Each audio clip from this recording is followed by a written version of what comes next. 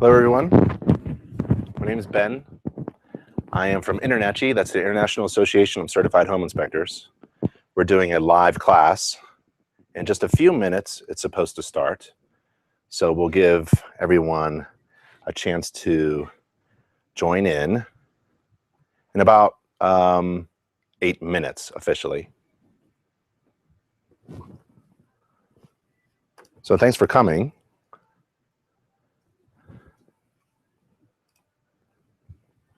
So we'll begin in just a few more minutes. It officially starts at 10 a.m. Mountain Time, where I am. And if you're attending live, we'll give you a few more minutes to log in to the system. And if you're watching this on YouTube at a later date, InterNACHI is the world's largest organization of residential and commercial property inspectors. Essentially, we train and certify property inspectors all over the world.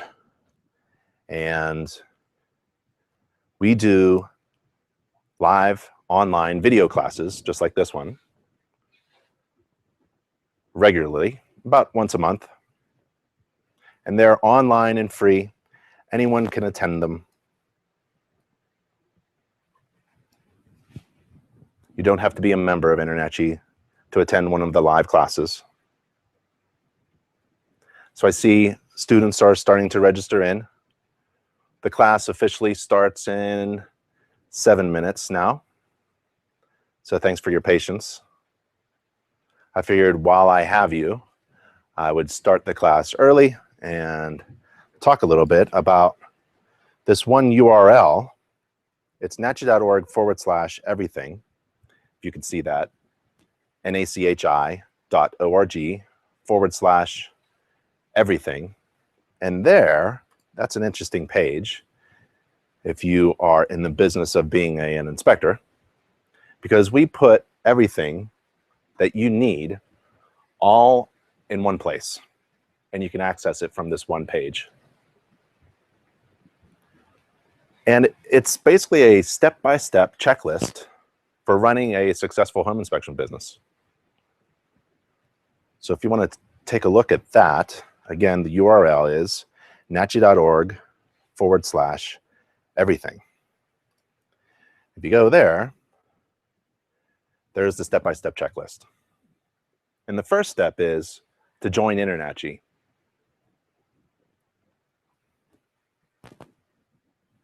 And you join InterNACHI so that you can receive access to unlimited access to all of our free online training courses at no additional cost. And it's learn at your own pace. So we have hundreds of hours of online training courses. And when you join InterNACHI, you have access to all that and some membership benefits. And then as a member of InterNACHI, after you join, you can attain over 30 different certifications, including Certified Home Inspector, Certified Home Energy Inspector, Certified Mold Inspector, Certified Roof Inspector, Certified Moisture Intrusion Inspector, at no additional cost. So first you join InterNACHI, and then when you're ready, you attain a certification that you desire at no additional cost. Why? Because our certified members have access to everything, all of the InterNACHI membership benefits, including access to our marketing team. InterNACHI has a marketing team at headquarters here in Boulder, Colorado. And what we do for our members is that we help them develop their brand and marketing. Your brand is the answer to the question, why should I hire you instead of someone else? Your brand is that which distinguishes you from all the rest. It's why you're the best. And then your marketing is that which sends that message out. Logo design, website, business card, flyers, brochures, marketing pieces, things that attach to marketing pieces, That's your marketing. And all of the design work for your business logo and your business cards, your print marketing, all that design work is done by our professional illustrators and designers who will sit down with you over the internet and work with you one-on-one, developing your brand, and then we'll design your logo and your business card and your flyer, and all that design work is free. So if you're starting out especially, don't drag something off of the internet, some logo, and use it for your business. It's probably copyrighted. So what we do, we start from scratch.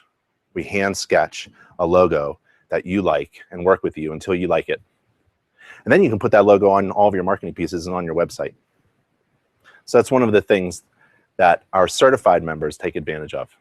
So first you join InterNACHI to have access to the training, to become certified, to train yourself and attain a certification. Choose one, choose all of them. We have over 30 certifications to choose from at no additional cost for our members. We also have a free online business course that you could take. And that's step 4. It's important to take a business course. When's the last time you took a business course? Not many inspectors do. That's why many tend to have a lot of challenges within the first year or two, because they're very good at the technical aspects of performing a home inspection, but the business skills they don't have. So that's why we have a free online home inspection business course. Okay, officially the class, the live class, starts in 1 minute.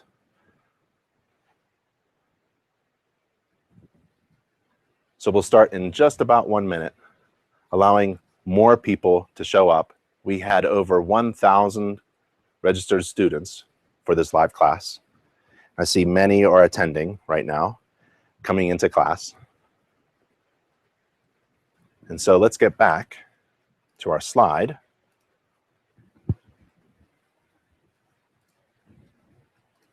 So welcome everyone. My name is Ben Gromicko. I am from InterNACHI. That stands for the International Association of Certified Home Inspectors. We're the world's largest organization of residential and commercial property inspectors.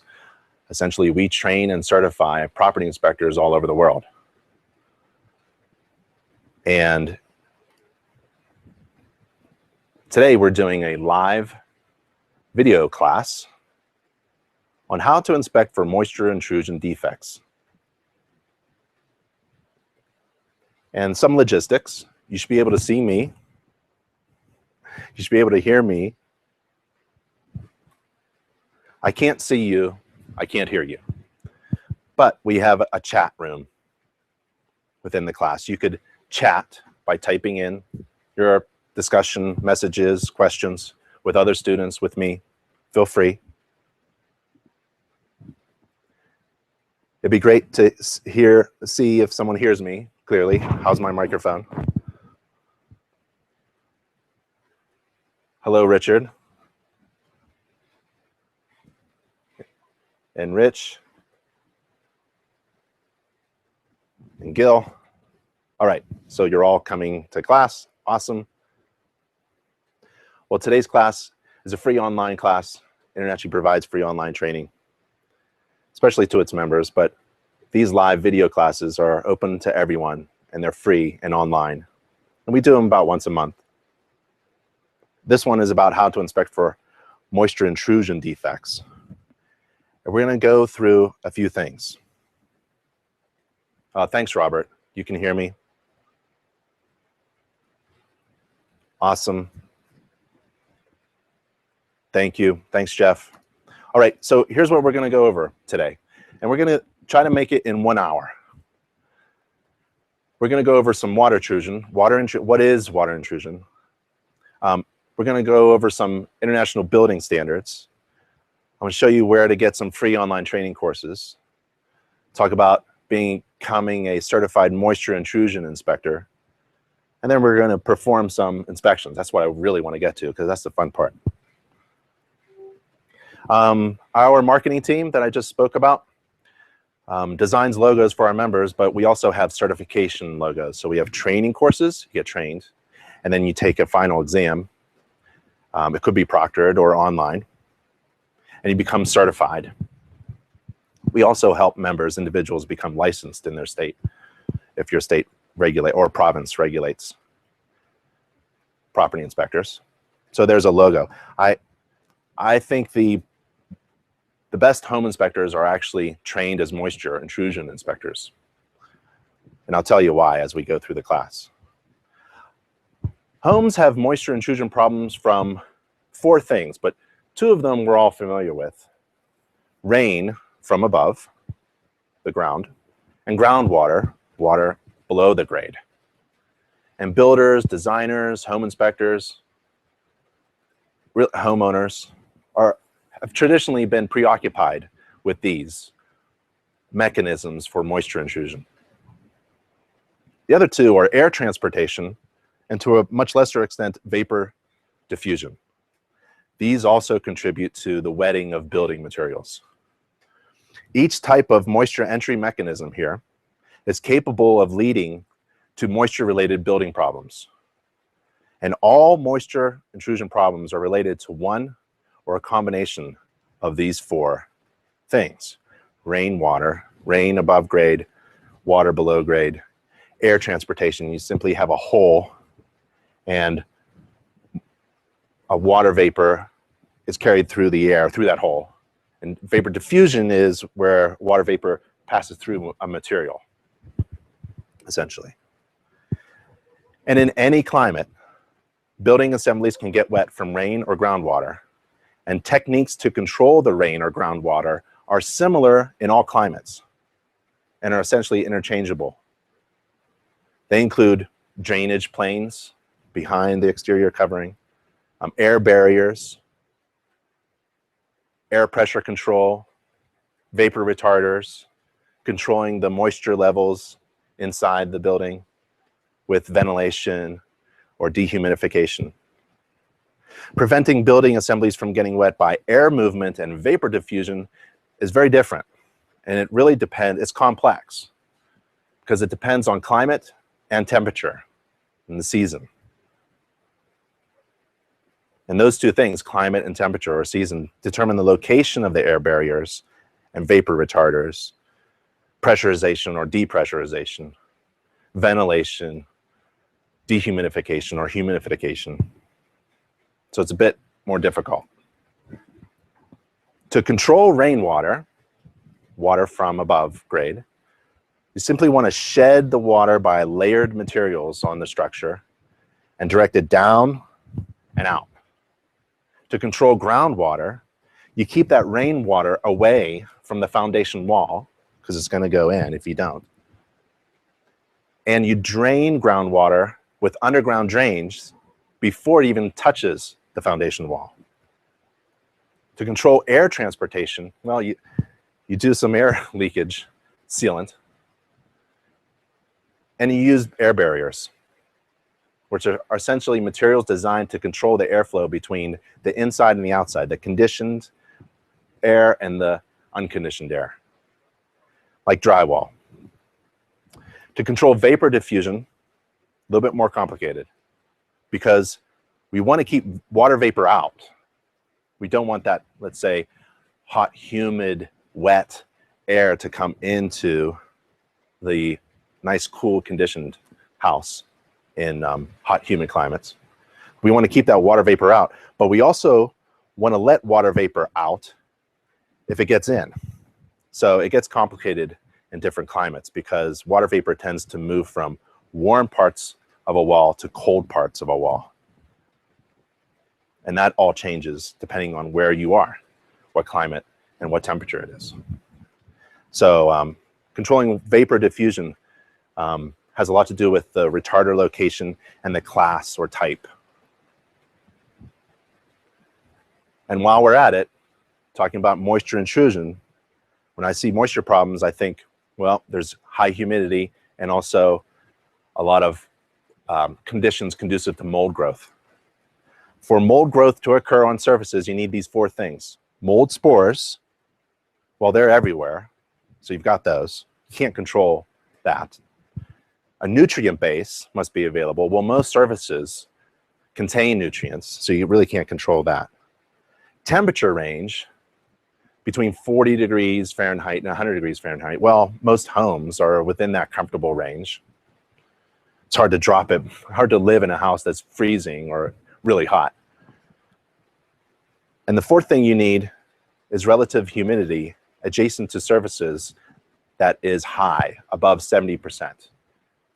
So of those four conditions, RH, near surfaces, is the most practical way to control mold growth. And to control conditions conducive to mold growth, you got to keep those relative humidities near surfaces below 70 degrees, much lower in some climates. And since the RH is dependent on both temperature and vapor pressure, mold control is dependent on controlling both the temperature and vapor pressure near surfaces. All right. So enough with the first bullet point about water intrusion, the technical aspects. Let's take a look at some building standards. Home inspectors are not code inspectors. We have a clear scope of work written out in the standards of practice. But it's often handy to know what the modern updated codes say, because codes historically change when someone gets hurt. So an old existing home that most home inspectors inspect, if that home was built to standards way back when, that doesn't really mean that these things are safe or performing well. They were built to standards way back when. So it's a good idea to think about what is the modern standards. And for this course, moisture intrusion course, I like to go to the public records. International Code Council, a fantastic organization, has put all their codes online for free, publicly available. And I like to go to the International Residential Code for 1 and 2 family dwellings. The latest edition is 2012. And chapter 7 is the wall covering. And the exterior is R703. And it says, exterior walls shall provide the building with a weather-resistant exterior wall envelope. This reminds me of roof coverings. Roof coverings, I use this terminology with my clients describing their roof. Sloped asphalt shingle roofs are not waterproof, they're water resistant, just like the exterior walls. An exterior wall envelope shall include flashing as described in this section. Well, I like to click that section, and here we are. It says, I'll try to read it to you. I see the text is kind of small. Approved corrosion-resistant flashing shall be applied shingle fashion, remember, layered down and out, in a manner to prevent entry of water into the wall cavity or penetration of water into the building, structural framing components. Self-adhered membranes used as flashing shall comply with this standard. This is what I like. The flashing shall extend to the surface of the exterior wall finish. The flashing shall extend to the surface of the exterior wall finish. So if it's aluminum siding, brick, stucco, vinyl, the flashing is supposed to be installed in certain locations, these 7 locations coming up, and that flashing shall extend to, what's it say? Shall extend to the surface of the exterior wall finish. So if you're looking at, let's say, an exterior window, right? I like to look at the head flashing. I should be able to see flashing extended to the surface of the exterior wall surface with stucco, brick. I want to see weep holes at the bottom and lips of extended flashing material. There are exceptions. You should know them, especially with stucco. Flashing is supposed to be installed in 7 locations, according to building code. Exterior window and door openings, at the intersection of chimneys or other masonry construction, with projecting lips on both sides under stucco copings, under and at the ends of masonry, wood, or metal copings and seals. I like this one, number 4, continuously above projecting wood trim. So if you have wood trim and it projects from the surface of the exterior material, wall finish, there's a continuous covering with approved flashing. Flashing is installed where exterior porches, decks are attached to the assembly, wall frame construction, at wall and roof intersections, like where the wall meets a, let's say, a lean-to or a shed roof, right? And there's like maybe second floor bedroom windows there. At that area, I should see flashing shall extend to the surface of the exterior wall finish. So it's okay to see flashing. A lot of roofers have that flashing there. Maybe the homeowner requests that that ugly flashing be covered up. So they take shingle tabs and they nail right through. Boom, boom, boom. You can't nail through flashing. That's extended out to protect and shed water down and out. So just leave that flashing go. And flashing at built-in gutters. Not many of those around. So the sentence that I really like is, the flashing shall extend to the surface of the exterior wall finish. You have to know maybe some standards, some building practices, some whatever the AHJ says, right? Authority having jurisdiction, what they accept. Figure out what is acceptable in your area. What is the standard? And then look for that. So if you need illustrations or graphics, InterNACHI has a library of thousands of 3D colorful graphics that you can download in HD, high definition, put it on your website, on an information page, stick it in a brochure that we can design for you, put it in your inspection report especially, and there's the extended flashing, right, at the head wall, where the roof meets the wall. There's some flashing at the top, right, where the protruding lip comes out, so it drips away. And there's the cant strip, right, and then the flashing and the counter flashing. Kick-out flashing, I don't care what exterior wall covering, wall finish there is, vinyl, aluminum, especially stucco, you need a kick-out flashing. I think we all went through that problem many years ago. Everyone should know that by now. I love to get underneath the deck and look for flashing, that it is extended out away from the finish. I want to see that material. And above and below the ledger board.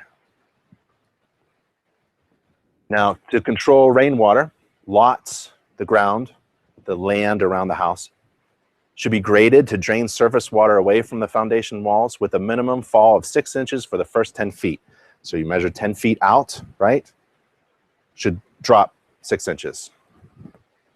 And some homes, some yards, you know, they don't have 10 feet, so you have drains or swales.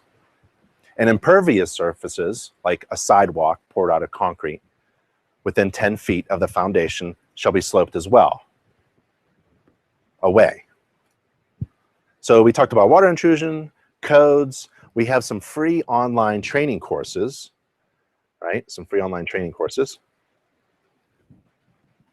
And to access all of the free online training courses, free to members, you have to be a member. You don't have to be a home inspector immediately. What you do is you join InterNACHI, the big group InterNACHI. You join it as a member. And as a member, you have access, free, unlimited online access to all of our online training courses. And whenever you're ready, because it's learning at your own pace, you can become certified. And we have over 30 different certifications to choose from. And so first you go here, nachi.org/join. And here's our education page, nachi.org/education. Free inspector training and education. And here's, I'm just going to scroll for a little bit. So on the left side of this table is the title of the course. On the right side is the course approvals, accreditations.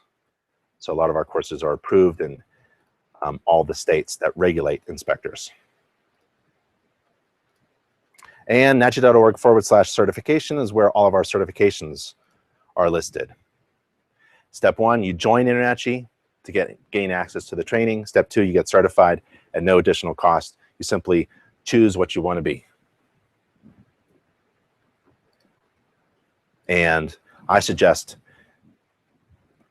becoming an InterNACHI certified moisture intrusion inspector. You get that logo after you take our certification courses. And it's not easy. All right, so we're pounding out the list. 1, we talked about water intrusion, what it is, what it isn't, how to control it. We looked at international building standards. They're free and online from IRC. Thank you, IRC.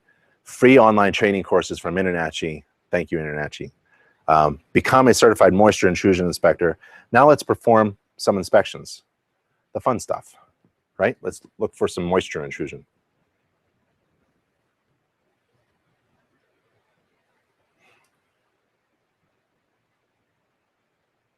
So I see some students saying that the screen is out of focus.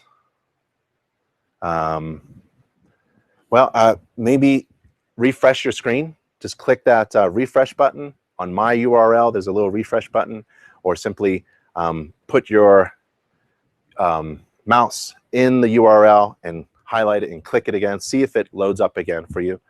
Make sure you're connected to high-speed internet. You could always watch this later if you're having technical difficulties. Inspectors and students have bad feedback about certain browsers, so I suggest not using those. I don't want to name them, but use Chrome or Firefox, and that should work. All right, not many questions. Someone says it's not raining right now here in California. All right, it's downpouring right now actually in Boulder, Colorado. Let's inspect this house.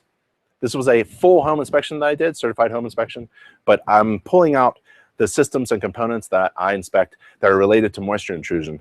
And it's basically, I'm almost inspecting the whole house, because everything that you inspect in a home, everything, probably everything, is related to moisture intrusion. That's because a house is a system of interdependent parts, where one system affects all others.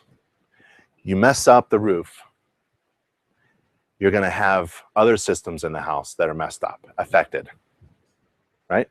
You have water intrusion and a missing kickout, you're going to have other systems affected, structural systems, foundation, indoor air quality stuff.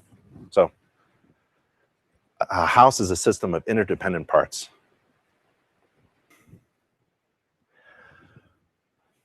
I think of rainwater. So remember, one of the mechanisms for water entry point is water from above, rainwater above grade. You got to get on the roof or inspect it from the ground surface or inspect it from a ladder from the eaves. As a home inspector, if I'm doing a home inspection, I'm following a standards of practice for performing a general home inspection. That standard does not require me to step upon any roof. I don't have to go up on any roof as a home inspector. Not required to go on any roofs. So don't get on any roof surfaces if you are not trained and certified to do so. So I'm looking at the, do you know what this component behind the chimney stack is? We have a very wide chimney stack, and the small roof component behind the chimney stack is called a what? Correct, cricket. And you shouldn't see any sealant on it. The flashing should be installed properly. So I'm calling that out as a potential water entry point. There is no kickout flashing. This is the same chimney stack. Here comes the water. It goes right into that hole and goes behind the stucco, and you can't see it until it starts to bleed out. So there's no kickout flashing here. This is a great picture of a missing kickout flashing. The roof itself is no longer water resistant because it has cracks that go all the way through. So you see that? Oops. Sorry about that. Oops. I lost my, hold on a second.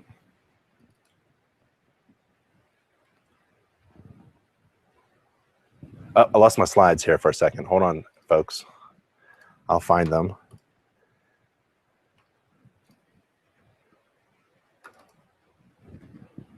There we go. So the cracks go all the way through. That's not good. So it's no longer water resistant. Here's the chimney stack that we just saw missing kickout flashing. And you can see the water damage. The shingles are going right through, I mean, the water is going right through the materials because the top of the chimney stack has no proper flashing. So there's nothing going on here with proper flashing. There's a lot of masonry exposed and a lot of water points. And there's cracks. And here's the missing kickout flashing. As I'm moving down from the roof, I'm coming down my ladder. There's the effects of the kickout flashing that's visible, but most of the good stuff, the damage, is behind the stucco because of missing kickout flashing. And it's not just from rainwater coming down the roof, it's also the gutter filling up and spilling over where that kickout flashing is missing. So the gutters are filled with water. And there's another water entry point. So to find water intrusion defects, you have to find the things that are properly installed or not properly installed or are damaged that are designed to shed water away, like we read in the code. There's another chimney stack with moisture damaging the mortar joints and the thin stucco application of the masonry. So moisture intrusion. Whenever I see metal flashing, counter flashing and step flashing at a roof, shingle roof and wall intersection, fantastic. When I see several different kinds of sealant applied, that's an indication that that flashing is having problems. It's installed, but someone's having a roof leak and someone keeps going up there and trying to fix it with a Band-Aid. You should not need any sealant at a step flashing area and a counter flashing area. Right there, shouldn't need it. So it's an indication to me something's wrong. Here's another chimney stack, has a metal cap, stainless steel. More sealant where the shingles meet the stucco, and the stucco is not terminated properly, it looks like. Looks like it's squished right down on the shingles themselves. There's no separation. Another missing kickout flash. So this house had a lot of chimney problems with flashing, missing flashing, openings in the chimney, and the stucco itself not really terminating well. I don't see how that drainage plane is going to drain out onto the roof.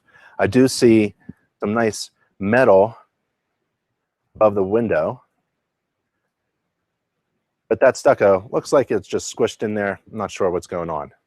And this wood here is starting to absorb moisture, and it's not terminated well, the stucco, and it's starting to rot. So trim boards like that, wooden trim boards, tend to absorb moisture from the ends, and it sucks inwards, capillary action.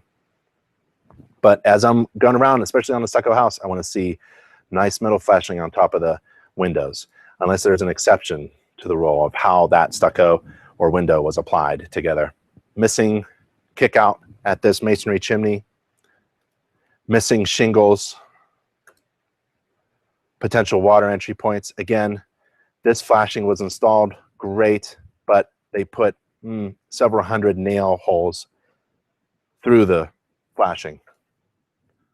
Cracking at the chimney stack where the chimney stack itself is almost like a different structure than the wooden framed house. They move and flex differently, and they crack. And there's no control breaks there, so it just cracks open. Potential water point. Anything that's wood on the outside, I'm touching, I'm tapping, I'm poking. My handy screwdriver, just do some taps. You could hear it if it's rotten or not, if it's absorbing or wicking moisture. The groundwater, the rainwater has to be shed away and out. So take a look at downspouts. This one is not diverting water away from the house. It's dumping hundreds of gallons of water every heavy rainstorm in Pennsylvania, right next to the foundation corner. This one too, that one too, that one too. It's not sloped away, not sloped away. The lot is not sloped away. This vegetation with the wood chips and the nice fluffy dirt, essentially just a lot of sponges up against the foundation wall. Wood that is water damaged allows moisture to go through. You can't paint over it, although just before I do a home inspection, I see a lot of water damaged areas that are painted over, but that doesn't help. So water entry points right there, and that's right in the middle of the wall assembly. Perfect spot for water intrusion.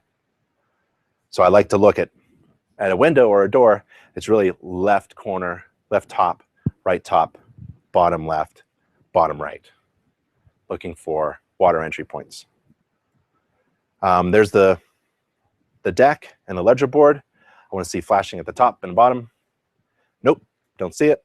Nope, don't see it. Although I see exposed plywood, not even any felt paper, and some strange moisture marks coming from the bottom edge of the ledger board where the masonry comes up to the ledger board. What the? So that's very strange watermarks. I'm thinking there's a lot of water during a rainstorm coming down, not being shedded. There's no flashing at the top of the ledger, and it goes behind the ledger board, does damage, comes out all brown. So it's cosmetic, but it's an indication of potentially something going on. And the doors themselves, like this door, the tread piece was actually lifted up. It wasn't flat. For some reason, it's up like that. Maybe it wasn't installed properly. And so water can go. It's no longer shedding water off the tread.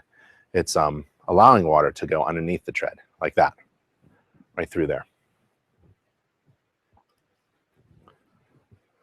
And I carry a 3-tine hoe. It's a gardening tool. It's extendable, and it has 3 tines on it. So 3 like fingers. I stretch one out straight, curve the other one, and really curve the next one. And with that combination, I can grab insulation and put it right back. I want to look at the band rim joist, the sill plate, the joist ends. I want to look at the structure. I didn't find anything actually downstairs. And this is me in the attic. There's water damage, water marks from a roof leak. There's ceiling water marks. And so when we get to the interior, what I like to do is add more information to my eyes, because I'm required to do a visual only inspection. I don't have to quantify or measure anything, but I like to use infrared cameras, and they are now, I would say, affordable depending on what type you use, and I go for low resolution. I don't need anything high res. I'm not quantifying anything. I'm not measuring anything. I'm just looking for anomalies. This infrared camera is a couple $100, and it attaches to my iPhone 5. They have one for Androids as well.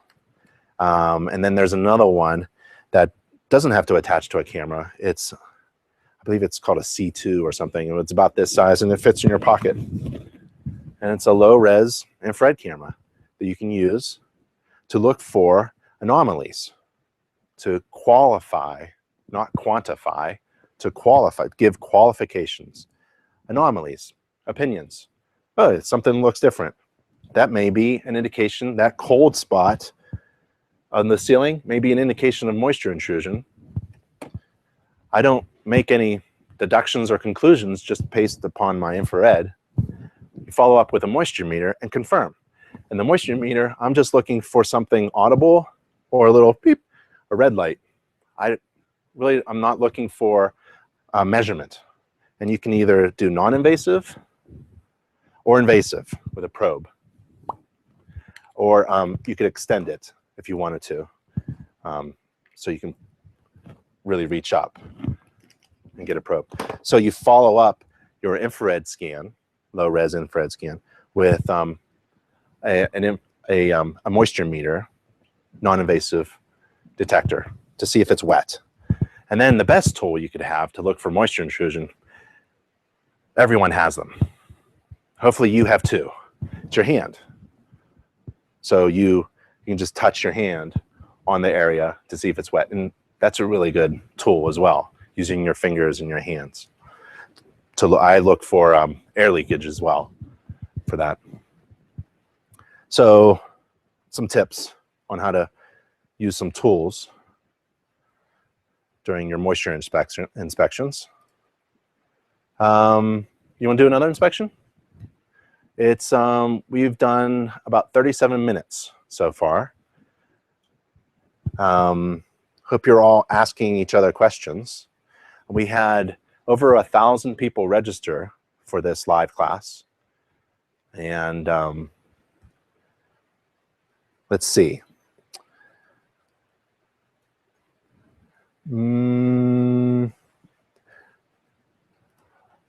Infrared cameras. Will infrared cameras find moisture behind finished walls? It's a great question. You know, what does an infrared camera do?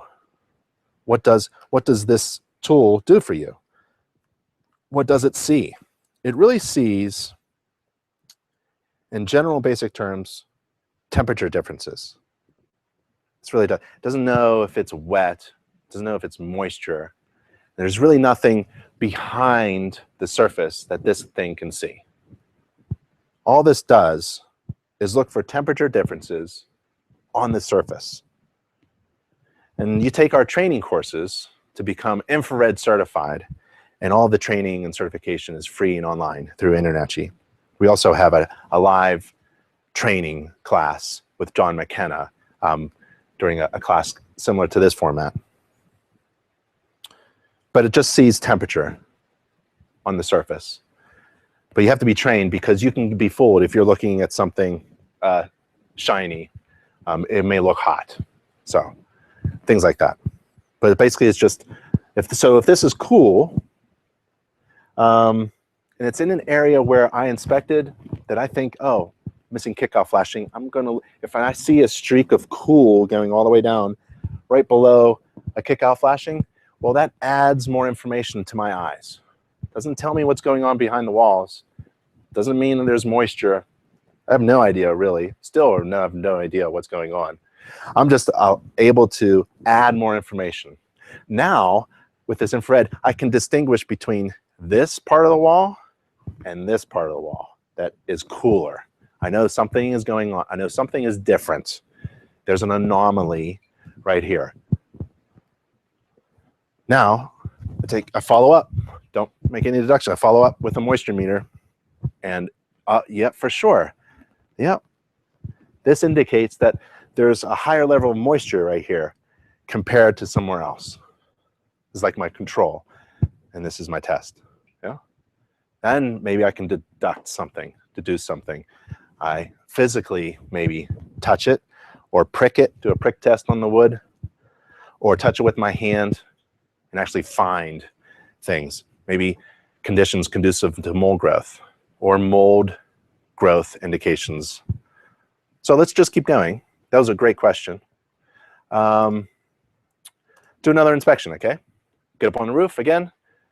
Problem with the roof, potential water entry point.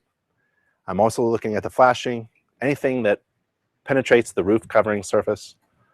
The shingles themselves, this house is good. The rubber membrane flashing around the vent pipe needs to be replaced, potential water entry point. The gutters need to be cleaned. There's a hole in the shingle roof. I take a look at the chimney flashing. chimney structure itself. Damage at the interior flue liner could be condensation problems, maybe down in the basement. I'm going to look for, you know, water intrusion is water, could be condensate. I'm going to look at that. There's flashing, but there's a big hole right there. Boop. Good. At the cricket, again, at the top, there's actually a hole right there. So this is behind the chimney, is the ridge of the cricket. Valley flashing. This is the top intersection. There's actually a hole right there. The gutters are collecting rainwater and hopefully discharging it down and away from the foundation wall. They're clean because they have these guards over it. I personally had them and they didn't work very well, that type of style, especially if you have large trees that drop leaves during the fall. Poor patch, an actual hole that was filled with, looked like white silicone. 2 layers of asphalt shingles. This is important to my moisture intrusion inspection if I'm doing this as a separate service, because a second layer tends to have more problems with flashing than the original first layer, once a single layer of asphalt shingles. Why? Because, well, ideally you want to re-step flash with the second layer. If you don't, then imagine at the intersections where the step flashing is, water can travel underneath the new second layer and travel on top of the old shingle layer and then move anywhere you want. So it could leak over here and then go 20 feet away if it's not properly flashed. Downspouts should be diverting water away from the house. This is basically a swamp area, nice and flat ground, perfectly flat ground and wet. Right next to the foundation wall. Same thing here. There's no swale really, and water just was coming right into the back of the house there. Water, look for every door. I like to see where the people step and walk, and we have a low spot right in the interior corner of the house where the door is. So I'm thinking in my head, now look at the window wells are filled with vegetation. We're going to have, conditions conducive to moisture intrusion down in the basement.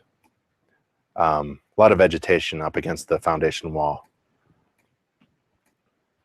Taking a look at any system or component. Air conditioning is part of a moisture intrusion inspection, because the air conditioner, which apparently is in the attic because there's the condensate drain line. Condensate drain pipe is above the compressor on the outside, condenser unit on the outside. So obviously the refrigerant lines are going up, condensate is coming back down. The condensate could be a problem. That's moisture intrusion. That's moisture, water, liquid water, bulk water. It needs to be handled properly. And downspouts are disconnected. This gutter is overflowing. It's actually pulling off the house. The heating system was a boiler, and there's a chimney going in. So I really can't see what's going on with condensate or exhaust gases. And there's a drip from the TPR valve from the boiler. That's water intrusion. There's a large puddle of water actually in the basement right next to the boiler. They're just leaving it go. And that adds to indoor air quality issues as well. There's a crawl space. So it wasn't a full basement. Most of the house was a crawl space. So I like to put on my crawl space gear. InspectorOutlet.com is our e-commerce partner, InspectorOutlet.com. They sell these fantastic crawl space gloves where they're gloves, but they extend beyond the elbow a couple inches, and they're padded on the bottom where you crawl. And, personal protection. So get the hat on, get the goggles on, get the mask on, and knee pads, shoes with steel toes or some good toes, and maybe some more crawl gear. Crawl gear makes a fantastic wheeled kind of thing where you lay your body on top of something with 4 wheels, a little platform, and you crawl through crawl spaces. So I like to go straight to the sill plate, the ends of the joists, the wooden components that are on the outside perimeter of the building structure, the band rim joist, and in the bays, I like to take a look at what's going on, and the first thing I see is silicone. I don't know what silicone is doing at the band rim joist. And then there's some different types of silicone going on. There's watermarks, and there's sawdust of some kind. And that's just, here's another one, and another one. So we have a lot of moisture problems above the masonry unit, concrete block, foundation wall, above the sill plate, but on the outside, the band rim joist, where the floor joists rest upon the sill plate on the foundation wall, right there, there's something going on. The bottom of the siding on the outside, I didn't see anything. There was clearance, but something is going on. Something's not right. It's wet. It's damaged. That's my screwdriver going through. And you can call out a bunch of things: water damage, moisture intrusion, mold growth, conditions conducive to mold growth. And these are different areas. I don't know what the white silicone, I don't know what that idea was for. It's great, though, to see white silicone on structural components. It's just a clear indication. It's just yelling. It's a flag that says, look over here. New plumbing components, old plumbing components with watermarks. I run water and see what, you know, a lot of older homes have watermarks. I'm not going to freak out until I actually run water and see what's going on and see if I can get anything to leak. But I will write in my report any observations of watermarks and ask for my client or the homeowner to ask my client to ask the homeowner about the watermarks and have my client monitor that area, because I see dry watermarks. Foundation wall is structurally good, but there are areas, obviously this is a ventilated crawl space that is not insulated. The floor is not insulated. So there's some issues there. And we have a building science course that talks about how to handle crawl spaces. And some water intrusion through the masonry brick. Remember, masonry, all masonry is kind of like a sponge, unless it's coated on the outside with something special, some proprietary coating. And think of it as wicking something, like a sponge, and it wicks. So this moisture that you see on the inside didn't have to originate on the inside of the, it's not a plumbing leak that's, you know, making that watermark. It's probably something on the outside, and it's wicked all the way through the material of the concrete block through the cell. It could be filled, it could be empty, could have filled up with water, and on the other side, through the mortar joints. A lot of moisture intrusion comes through mortar joints, actually. And we have a nice little video of how a stone that we put in a bucket of water wicks moisture through capillary action. It just goes straight up. Some more watermarks, some poor structural repairs. So there's a lot of water damage, water moisture, active moisture intrusion, and structural damage observed in the basement and crawl space in this home. And I take a lot of pictures, obviously. So I've been taking hundreds of pictures in this home just of the structural components because, man, I saw a little bit of silicone and I started gathering more information. Don't need infrared here. It's basically obvious to anyone that there's water problems here. Take a lot of pictures, and that really helps me describe what I'm seeing as a home inspector. Up in the attic in this house, odd, custom, probably poor performing ductwork for the air conditioning. Structure looked okay. There's the air conditioner, very old. Thank goodness they had a condensate leak catch pan underneath the unit, because that is 2 inches of standing water. And it's not draining because it's a plastic pan, and the unit itself is heavy, and it's sitting on the pan, and it's not supported well, and it's not draining properly. So there's my hand. To show water depth, you really have to get your fingers in there and wiggle and then take a picture. So that's a moisture intrusion problem. water is intruding into the building, and fortunately it was leaked. Fortunately it was caught, the leak was caught in a pan, but it's still there. And so it needs to be attended to. And the ductwork is actually detached. So they are dumping conditioned air into the attic space, which is essentially outside. And they're probably wondering why the coolant bills are so high. And the ductwork was not to standard. And poking around in the attic, you get to see some buckets. This bucket was holding up some ductwork, but these two buckets were actually catching water leaks.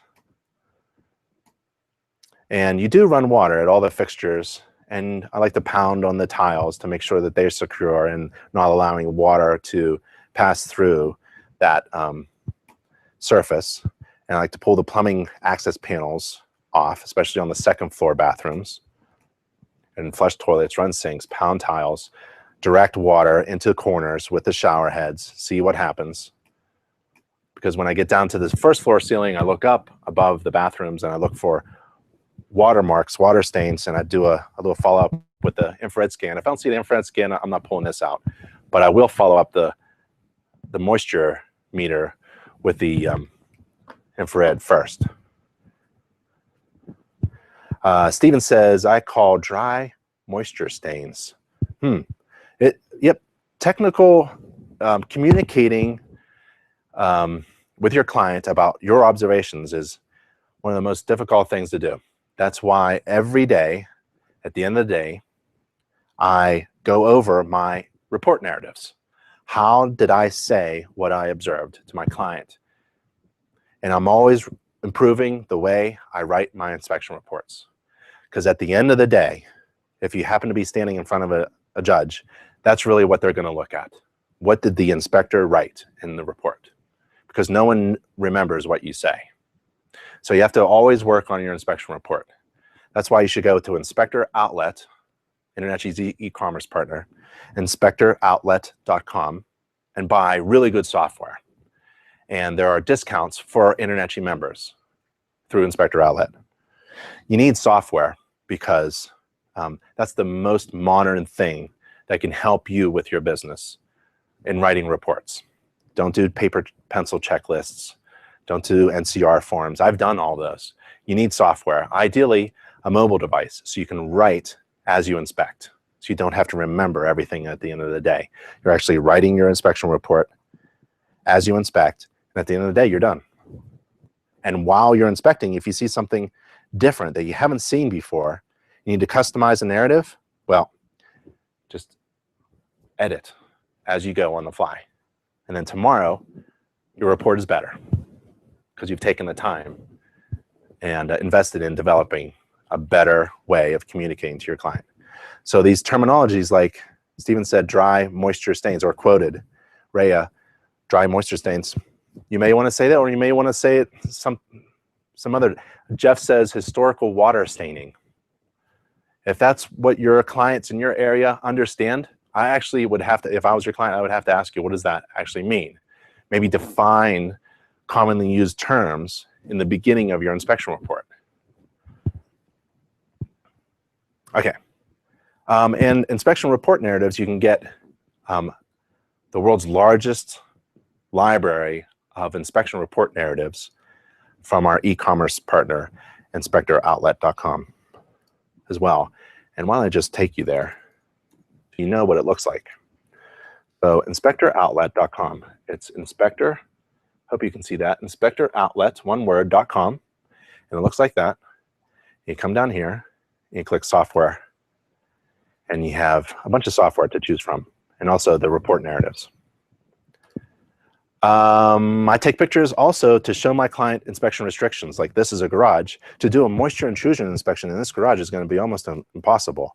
Look, I'm looking left, I'm looking right. I can't really see. I'm looking at the, well, there's one sill plate, bottom plate. Up, I see water stains, right? From the chimney flashing area, yep. It's hard to see anything though. So I take pictures as much as I can. I also take pictures of the interior as well. All right, officially, we have 5 minutes left in this live class. Would you like to go through another inspection?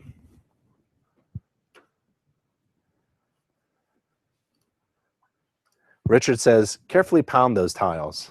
Absolutely. Although the way I handled things like that is if my hand happened to go through a tile wall, and my thumbs usually do, I take a picture of it and I tell my client the good news. I found weak tile in the bathroom. And if you moved in, you could have put your hand there and punched right through. It's a good thing I found it for you. So if anything breaks like that, if I test a GFCI or an AFCI breaker or receptacle and it doesn't reset, that is good news. You hired the right inspector to find these problems. Yes, it was working before I got there, but I tested it to see if it would perform well and reset, and it doesn't. Unfortunately, we need an electrician now to come in and fix it, and all of these receptacles downstream don't work, yada, yada. But it's always good news when you find a problem like that. So it's okay. Don't break anything on purpose, but if you happen to break something because of water damage, let's say your hand goes through something wet and rotten, well, that's a good thing. So a lot of people are saying yes, yes, yes to do another inspection. Okay, but I'm going to do it really fast just to give you an idea of just doing another inspection with a lot of pictures, because I want to respect your time. We have only a few minutes left in this live class. And at the end, I want to make sure that you saw the discount. So if you are attending this live class, you can see this discount offering right now. It's a 50% off your first year membership. This is for non-members only attending the live class. If you're watching this at a later date on a YouTube video, you won't see this. So there's the offer. Click that button that says I'm interested. Or you could always email me if you can't figure out what's going on. All right, shall we go? The roof on this is has some damage and poor repairs. I don't know what was going on here. Something was attached. I think it was like a Santa Claus sleigh or something, because there's a lot of silicone. They had something attached up there. It just didn't make any sense. It wasn't a satellite dish. A lot of silicone happy homeowners here. You shouldn't need silicone. If flashing is installed properly, there's no need for silicone or tar paper or sealant. It's all temporary. So if you see silicone or tar, anything like that, I'm not talking about a flat roof. I'm talking about asphalt shingle roof with roof penetration, sloped roof. If it's flashed properly, you shouldn't see any of this stuff. No Band-Aids. No Band-Aids. So the shingle roof is in good shape. The chimneys are in good shape. There's a couple cracks here and there. This is not a properly installed kickout. This is a piece of aluminum, it looks like, probably from a gutter from the truck, the gutter box, and they just stuck it in there. That's not a proper kickout flashing.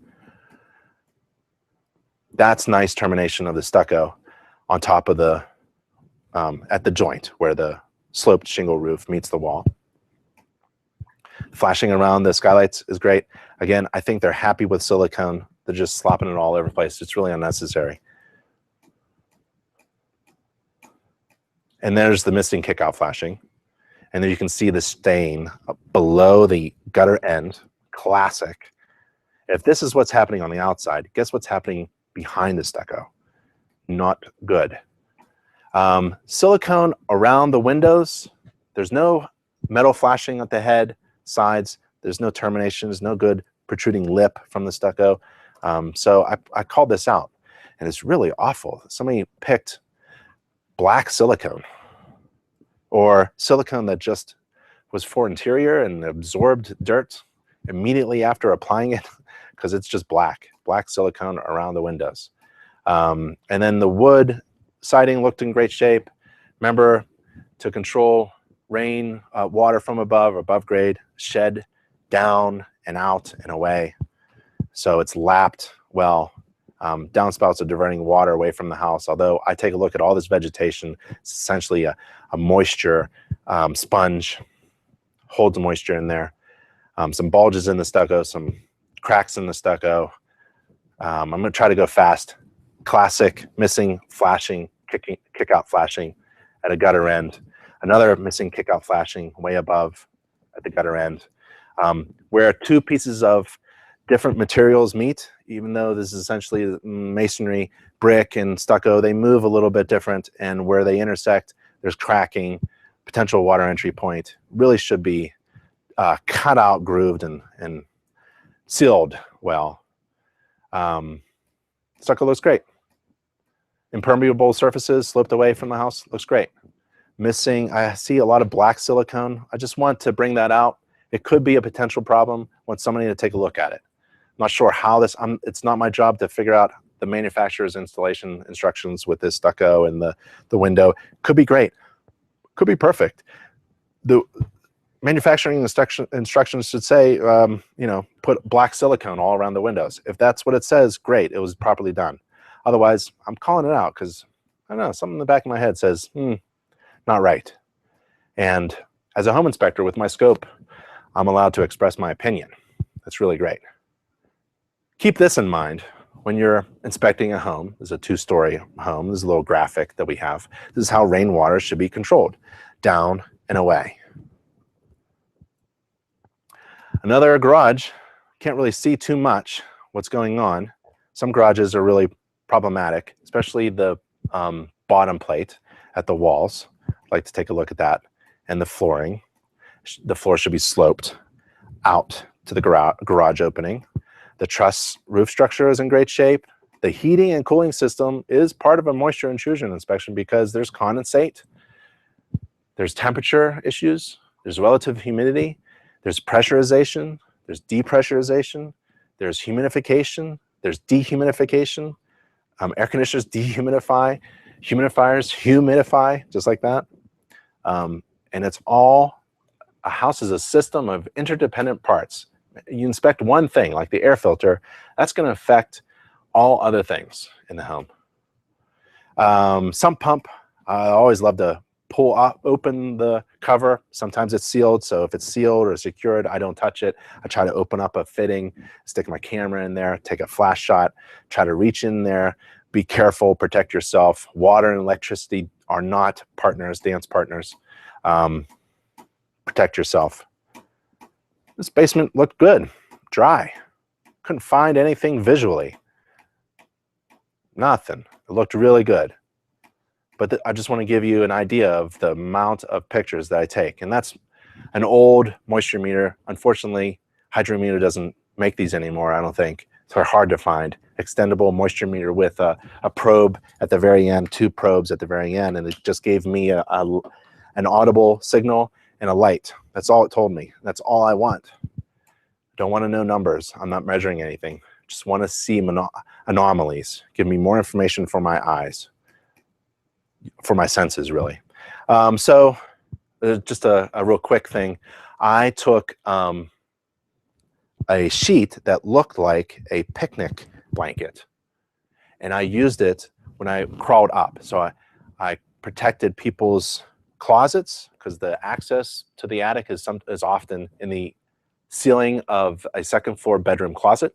So I want to protect people's stuff or protect the floor, or if I use my ladder, I want to put down my picnic blanket first, and then I go up in. And when I put down my picnic blanket, people started talking about this inspector who takes such good care of other people's things. When he goes in the attic or brings up his ladder, he puts down a picnic blanket.